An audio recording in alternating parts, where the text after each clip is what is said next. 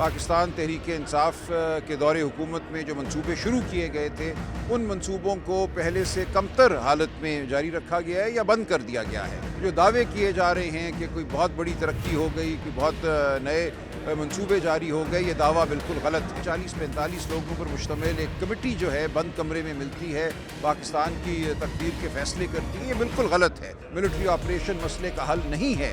वो 1-2 हफ्ते की आपको शायद मोहलत दे, लेकिन आपको बैठना होगा, बात करनी होगी, जो बलूचिस्तान में हुआ है उसको समझना होगा, जो उनकी शिकायत हैं उनका आपको हल ढूंढना होगा।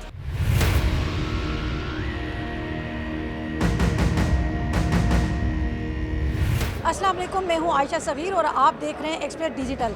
आज पीटीआई ने पंजाब में जो तरक्याती काम है उसके ऊपर वाइट पेपर जारी किया है। इस वक्त हमारे साथ मौजूद हैं सेक्रेटरी जनरल सलमान अकरम राजा साहब। इनसे बात करते हैं और इनसे जानते हैं कि इस वाइट पेपर में इन लोगों ने मज़ीद क्या क्या बताया है। अस्सलाम वालेकुम। जी अस्सलाम वालेकुम। देखिए, बड़ा जामे वाइट पेपर है। जो दावे किए गए हैं, एक एक दावे को सामने रख कर उसका जवाब दिया गया है, और जो बात बड़ी वजाहत से सामने आती है कि पाकिस्तान तहरीक इंसाफ के दौरे हुकूमत में जो मंसूबे शुरू किए गए थे उन मंसूबों को पहले से कमतर हालत में जारी रखा गया है या बंद कर दिया गया है। जो दावे किए जा रहे हैं कि कोई बहुत बड़ी तरक्की हो गई, कि बहुत नए मंसूबे जारी हो गए, ये दावा बिल्कुल गलत है। सर, पीटीआई ने पार्लिमानी सलामती कमेटी में शिरकत क्यों नहीं की? आप ये नहीं समझते कि इससे कोई एक राह हमवार होती बातचीत की?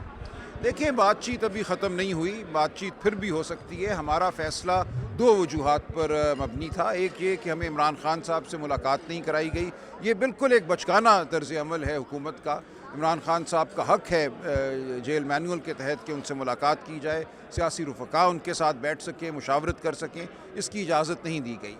इसके अलावा देखिए, हमें यह भी एतराज़ था कि 40-45 लोगों पर मुश्तमिल एक कमेटी जो है बंद कमरे में मिलती है, पाकिस्तान की तकदीर के फ़ैसले करती है, ये बिल्कुल गलत है। हमारा तकाज़ा ये था कि एक ऑल पार्टीज़ कॉन्फ्रेंस बुलाई जाए जहाँ अवाम के जो हकीकी नुमाइंदे हैं उनकी बात सुनी जाए। बलूचिस्तान में क्या हो रहा है, बलूचिस्तान में क्या ज़ख्म है, वो आपको एक फॉर्म 47 वाली हुकूमत नहीं बता सकती जिसका अवाम से कोई ताल्लुक़ नहीं है।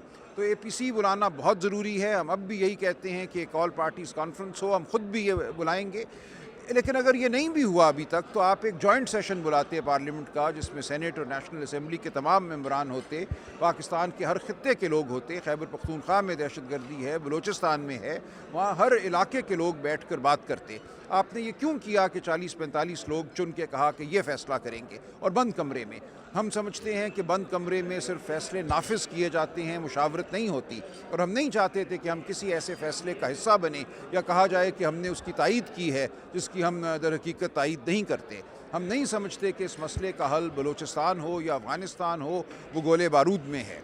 ठीक है, एक लिमिटेड सतह तक कोई मिलिट्री ऑपरेशन हो सकता है, लेकिन हम समझते हैं कि असल बात एक बड़ा मकालमा है।